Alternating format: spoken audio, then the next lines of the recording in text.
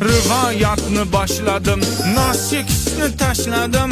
Bahorda ochlar o't, qo'shiqni o'tkazgan tut. 8-mart edi, onajonlar bayrami.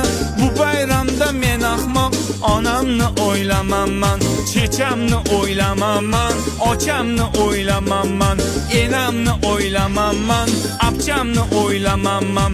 Munday o'ylab qarasam, hech kimni o'ylamaman.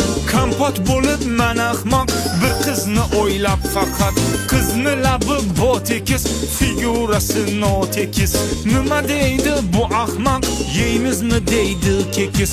Menga kekis kerakmas, menga kekis kerakmas, menga kekis kerakmas. Buni tushundik. Keyin nima bo'ldi? 8-mart edi, kech soat 10lar edi. Bolar bilan toqqa chiqib dam